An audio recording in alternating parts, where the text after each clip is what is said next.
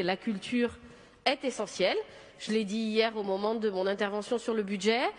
Notre majorité a montré que, contrairement au gouvernement, nous savons, d'ailleurs je ne devrais pas dire notre majorité, je devrais dire notre hémicycle, a montré que la culture est importante pour nous. Ça fait partie ça a toujours fait partie de nos fondamentaux et de nos engagements. Et je suis contente d'avoir vu hier au moment du budget et de voir à nouveau aujourd'hui que nous tenons nos engagements dans ce domaine-là. La culture, donc, c'est le lien humain, social, ça, tout le monde le voit, mais c'est également le lien entre les territoires, un lien générationnel qui permet la transmission aux plus jeunes. La culture, c'est ce qui permet de connaître ses racines et donc de connaître son identité. Et c'est deux choses qui me semblent indispensables pour envisager son avenir. La culture, c'est ce qui fait une communauté. Comme je l'ai dit, ça a toujours été une de nos priorités. Il n'y a qu'à voir le montant que nous attribuons à ce domaine, aux actions culturelles lors des budgets, y compris des budgets pré-crise. 23 millions en fonctionnement et près de 20 millions en investissement. Ça a toujours été un engagement fort.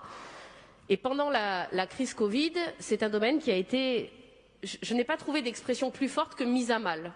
Pourtant, ça me semble largement insuffisant. Il n'y a eu aucune considération, elle a été complètement oubliée par le gouvernement, mais pas par nous.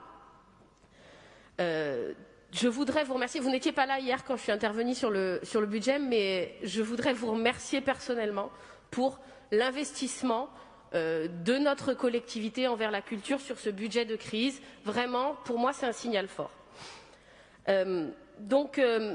Cette situation, c'était une situation d'adversité dans laquelle tout le monde entier, la société entière a été sous pression.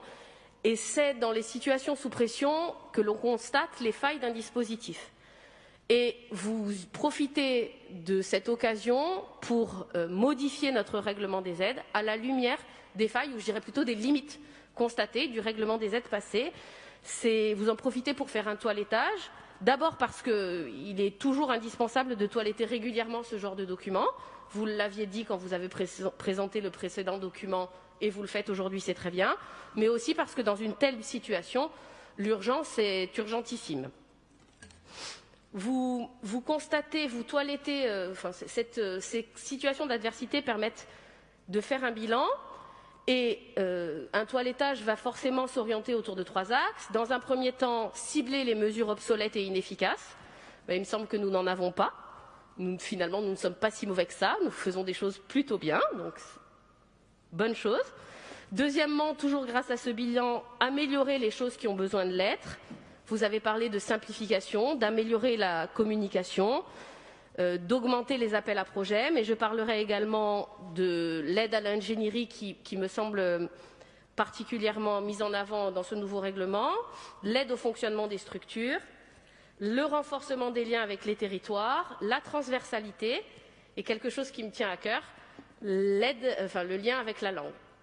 La linguistico-conditionnalité des aides, je dirais, qui est la preuve que, contrairement à ce que d'aucuns auraient pu dire hier, que la langue corse est importante pour nous. Effectivement, on ne se contente pas d'aider les actions purement linguistiques, on veut que la langue imprègne tous les domaines de la société, c'est ce que vous avez parlé de co-officialité de fait, c'est notre vision de la langue. Finalement, notre objectif, ce serait que les actions linguistiques deviennent inutiles, parce que la langue serait partout dans notre société.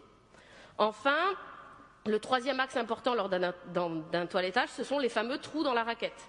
Les mesures auxquelles on n'avait pas pensé au moment de la rédaction du précédent et qui nous manquent aujourd'hui. Je suis contente de voir que ce nouveau règlement met un accent tout particulier sur l'adaptation aux mutations du monde. La distanciation nous a obligés à repenser notre lien à tout, notre lien aux humains. Vous avez parlé, quand vous êtes installé, de distanciation physique. C'est une expression qui est atrocement gênante pour un être humain qui a forcément besoin de vivre dans une société, mais y compris dans la culture. La culture, je l'ai dit en introduction, qui est censée créer du lien. Et comment créer du lien dans une société dans laquelle on ne peut pas s'approcher des gens? C'est difficile. et vous permettez à ce règlement des aides l'entrée dans le monde numérique, notamment à travers cette plateforme que je trouve particulièrement intéressante, cette plateforme d'accès à la culture en ligne. C'est une aide à l'innovation également importante à travers les nouvelles actions que vous nous proposez. Mais ce que je trouve particulièrement intéressant également, c'est que vous ne vous intéressez pas juste au trou de la raquette que nous avons identifié, pas seulement l'aide à l'innovation que nous avons imaginé. Vous vous intéressez également au trou que nous n'aurions pas encore identifié, à travers ce fonds culture qui laisse une place bien plus importante à l'innovation, puisque, par définition, l'innovation, c'est ce à quoi nous n'avons pas encore pensé. En conclusion, je voudrais vous remercier. Vous remercier parce que, à travers ce règlement des aides, vous montrez que nous tenons nos engagements. La culture a toujours fait partie de nos fondamentaux. Ça l'a toujours été, nous l'avons dit, mais il ne suffit pas de le dire, il faut le faire, et vous le faites.